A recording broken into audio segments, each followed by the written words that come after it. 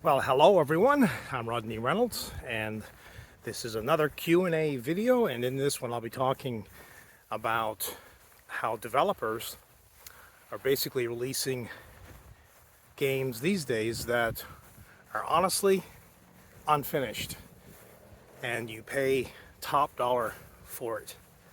And this kind of seems like where things are headed, and they've been on this track for a long time. So the question was, why is it that a lot of games we play have all kinds of issues? And this is one of the main reasons why I wait usually a year, at least 1 year for sure.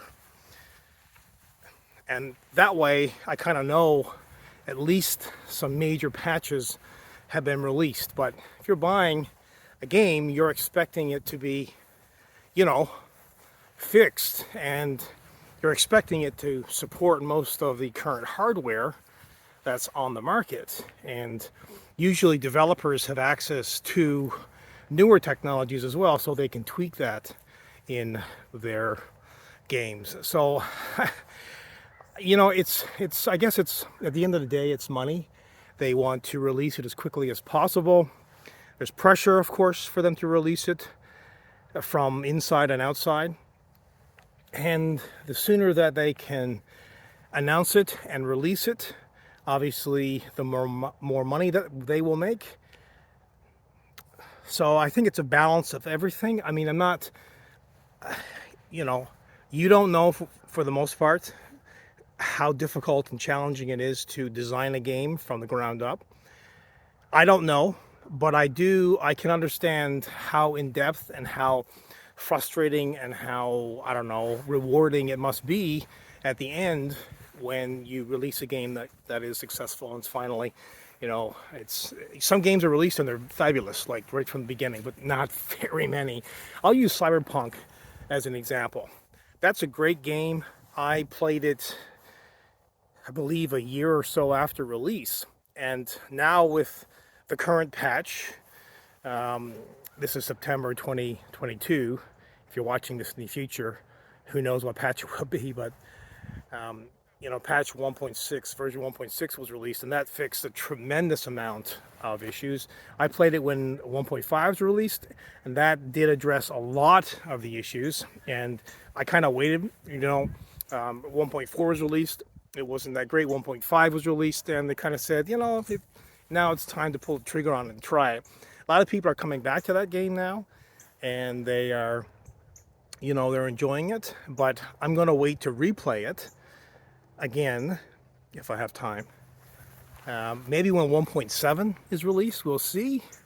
They're making some big promises in that game. I'm just using that as an example, so I won't go on and on about that particular game. But yeah, I mean, there are those reasons that I mentioned why developers are releasing games too soon, and really they shouldn't, right? If they don't want to upset gamers, then they shouldn't be doing this. But that's generally not how business works, and it's not how things kind of go, really. I mean, look at video card prices and the prices of hardware and the games not being developed, and you're kind of like pushing you, saying, no, we don't want you. It's too hard. It's too hard to, it's very challenging to come up with funds to purchase a gaming rig that's going to be, any good, really, to play some of these AAA titles with all the eye candy on. I mean, I was looking at some of the prices of the 40,000 series video cards. You're looking at $2,000. I don't know if that was a 4090. I think it was a 4090. It was, that's, I think, US. So Canadian, that's like $3,000. You can get a 3090, probably the whole system for $3,025 in a few months.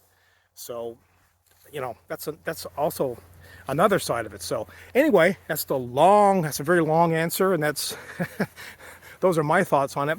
What are yours? You can leave them down below. Also, consider hitting that bell so you get notified when I release a new video. Also, subscribe. And think about becoming a Patreon. It's a small community over there, and it's a one-on-one kind of thing. I will see you in the next one.